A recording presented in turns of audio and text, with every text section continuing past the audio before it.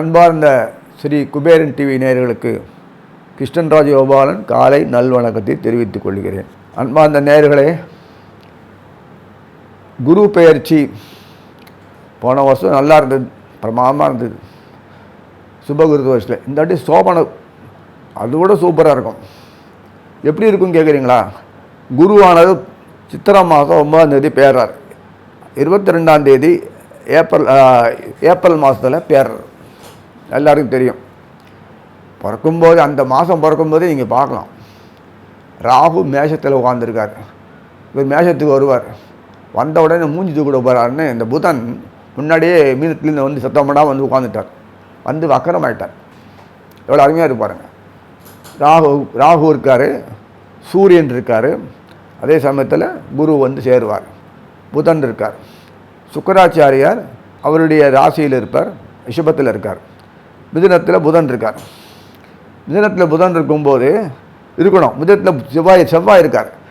இந்த ராசியில் மேஷத்தில் செவ்வாய் உட்காந்துருக்கு. செவ்வாய் உட்கார நேரத்தில் புதன் உட்காந்துருக்கார். இந்த புதனும் செவ்வாயும் ராசி பரிவர்த்தனை பண்ணிக்கிற நேரத்தில், ஏன்னா 50-50 செவ்வாய்க்கு பலம் இல்லை, அதனால் பலம் 50-50 கொடுத்து பலமாக தரார்.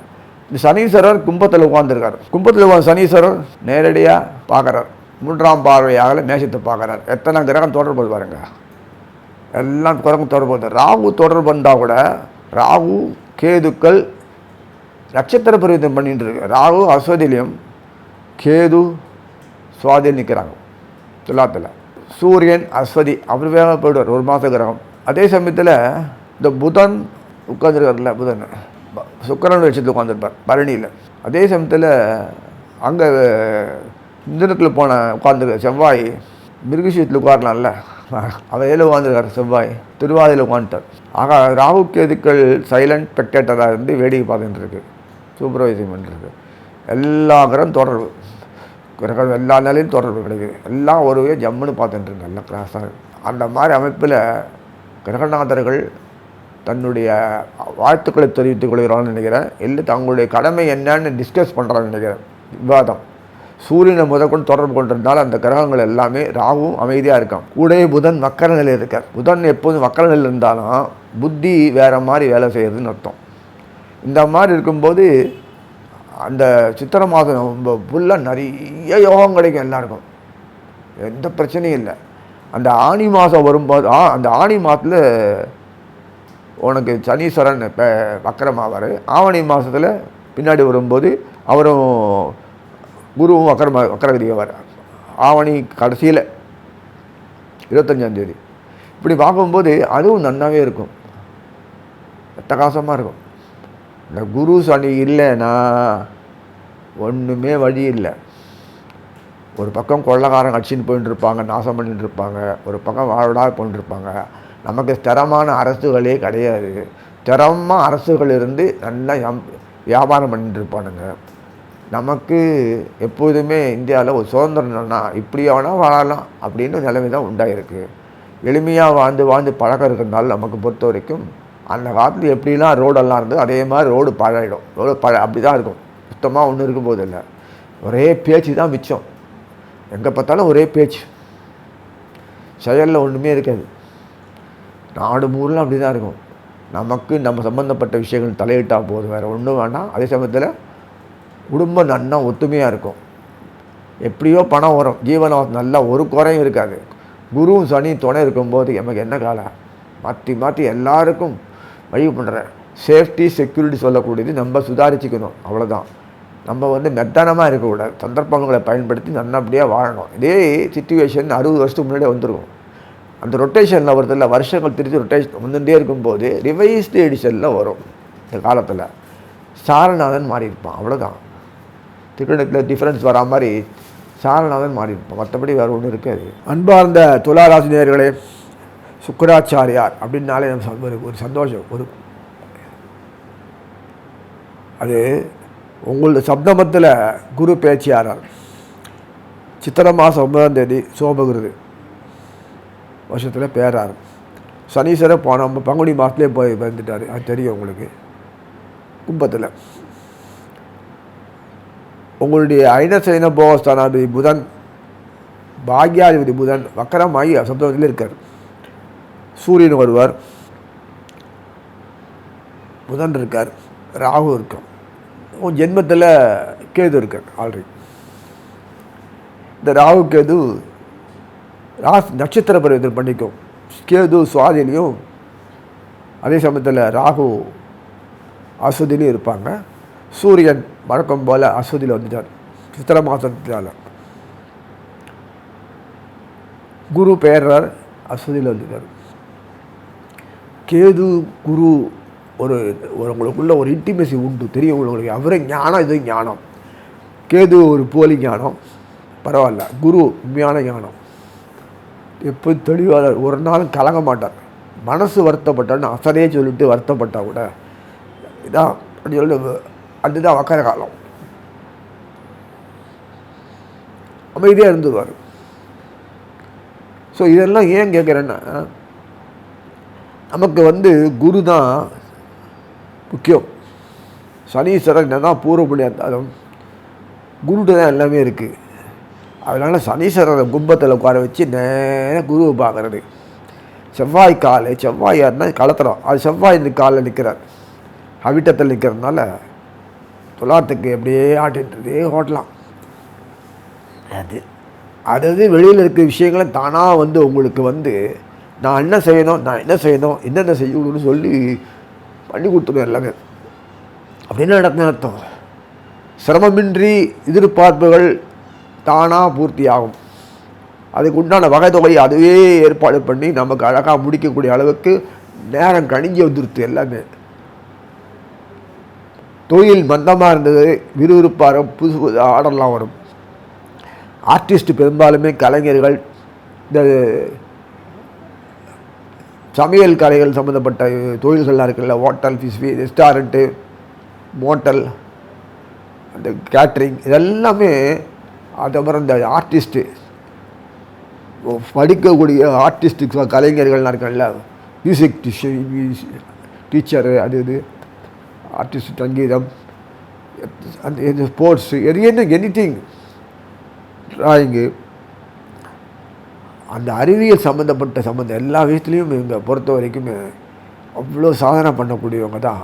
உலக புகழ் அடையக்கூடிய காலத்தில் தான் இருக்காங்க. இனிமேலாம் எல்லா நடிப்பு, மார்க் என்னென்ன உண்டோ, என்ன சுக்கர தொடர்பு, முக்கியமாக சாப்பாடு, உணவுப் பொருள், பல்பொருள் அங்காடி, பிஸ்னஸ்ஸு, டிரான்சிஷன், என்னென்ன ஃபினிஷ்டு ப்ராடக்ட்ஸ் என்னென்ன உண்டோ அதெல்லாம் அதாவது செழுமையான முறையில் போய் இன்வெஸ்ட் பண்ணி கமிஷன் ஏஜென்சிலையோ இல்லை கோடவுனோ இல்லை டிஸ்ட்ரிபியூஷனோ, என்னென்ன கொரியரோ, நாடகம், ட்ராமா, சினிமா, என்னென்ன உண்டோ அதெல்லாம், நெட்ஒர்க்கில் என்னென்ன உண்டோ, பாடம் சொல்லிக் கொடுக்குறதோ, லெசன்ஸு, டீச்சிங்களோ, எத்தனை உண்டு, துணி, ட்ரெஸ்ஸிங்கு, இதெல்லாம் நம்ம ஊரில் தான் யாரும் நிற்க முடியாது.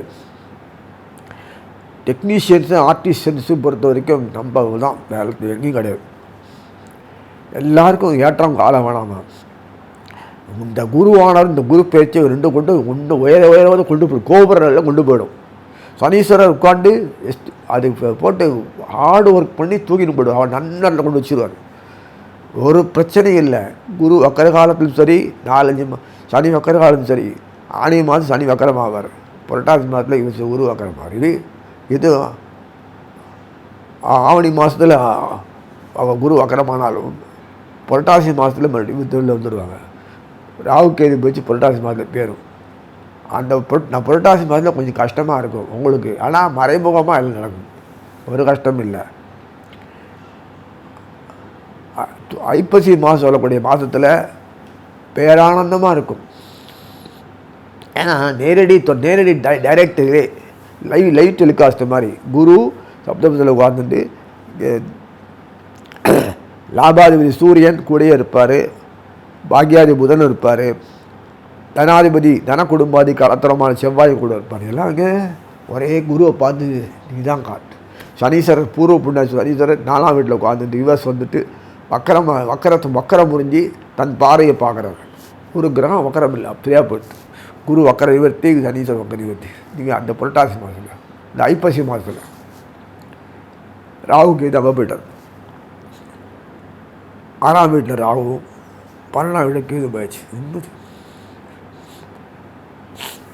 இந்த ஒரு மாதத்தில் உங்களுக்கு கிடைக்கக்கூடிய பாக்கியம் பார்த்தோன்னா அளவற்றது.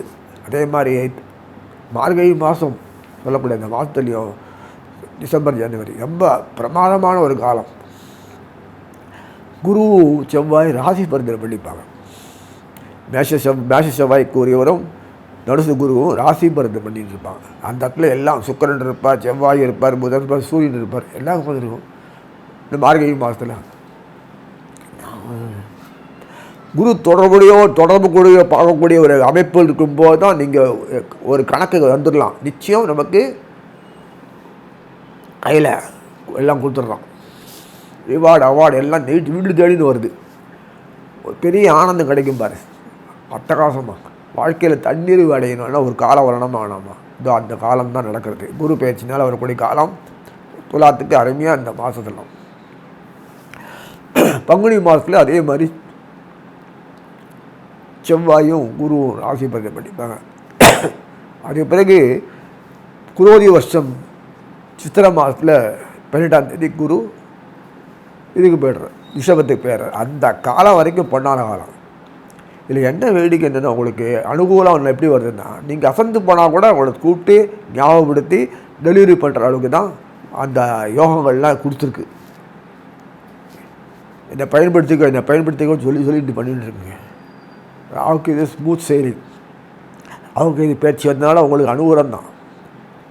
ராகு நிற்கிறது புதன் காலில் பாக்யாதிபதி. அதே மாதிரி செவ்வாய் களத்திராதிபதியில் சிங்கன் நிற்கிறார்.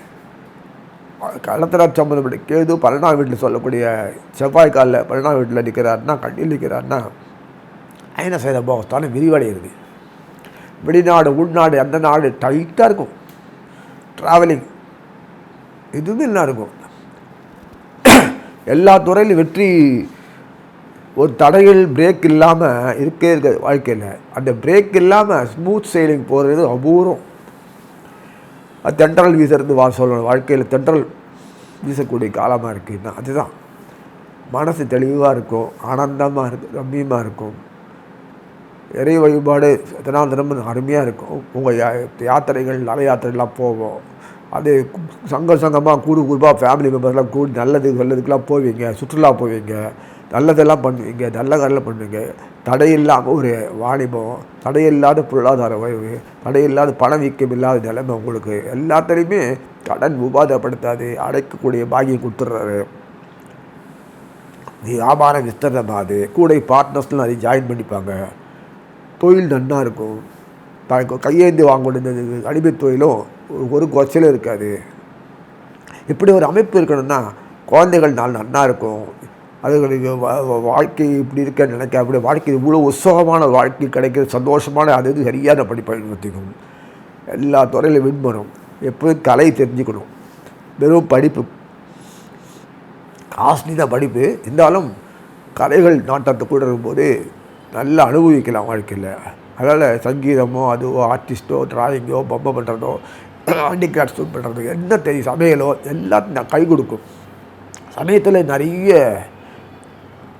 ஒரு கமிஷன் ஏஜென்சியோ அல்லது இந்த ஹேண்டிகிராஃப்ட்ஸ் இந்த ஒர்க்கோ செஞ்சு நல்லா சம்பாதிக்க முடியும். எல்லாமே வாழ்க்கையில் ஜீவனத்துக்கு ஒரு குறைவும் இல்லை. இப்படி தான் பண்ணணும் இல்லை. நல்ல நேர்மையான முறையில் அனுபவிக்கக்கூடிய வாழ்க்கை தான் அமைஞ்சிருக்கு. வெளிநாடு போகிறோம் கேட்குறது ரொம்ப அசிங்கமாக, ரொம்ப கேவலமாக இருக்குது நினைக்கும் போது. வெளிநாடு உள்நாடு ஒன்றும் கிடையாது. எங்கே வேணால் பறக்கலாம். ஜீவனத்துக்காக வெளிநாடு போய் சம்பாதிக்கிறது இன்றைக்கி இல்லை, எல்லா காலத்துலையும் உண்டு. நல்லா போக முடியும், நல்லா சம்பாதிக்கலாம். அது ஒரு தடையெல்லாம் கிடையாது. ராகுக்கு தொடர்பு இல்லாத ஆட்களை எதுவுமே ராஜகம் கிடையாது. அதாவது ராகுக்கு தொடர்பு தான் வெளிநாடு தான். அயன செலுத்தம் தொடர்பு உள்ள இடத்துல கேது உட்கார்ந்துருக்கார். ராகு 6ஆம் வீட்டில் உட்காந்துருக்கார். டெஃபரெண்டாக வெளிநாட்டில் வியாபாரத்துக்கு எல்லாம் போய்தான் ஆகணும். துலாத்தில் பொறுத்த வரைக்கும் எதிர்பார்ப்பு கைகூடும். படிக்கிறதுக்கு வெளிநாடு போக கொடுத்து அப்படின்னா பணம் வரணுமே, நிறைய செல்வம் நிறைய கூடும். அதனால் ஆட்கள் நிறைய சர்வீஸ் பண்ணுறதுக்கு ஆட்கள் நிறைய வேணும் இல்லையா, அதுவும் கூடும். நண்பர்கள் நிறைய இருக்கும். எதுவுமே உங்களுக்கு குறைச்சல் இல்லை. பிரமாதமாக களை கட்டுவீங்க சொல்லி வாழ்த்து அமைகிறேன். ஸ்ரீ குபேரன் டிவியை பார்த்தமைக்கு நன்றிகள். மேலும் இது போன்ற தகவல்களை தெரிந்து கொள்ள ஸ்ரீ குபேரன் டிவியை சப்ஸ்கிரைப் செய்யுங்கள். மறக்காமல் பெல் ஐக்கானை கிளிக் செய்யுங்கள்.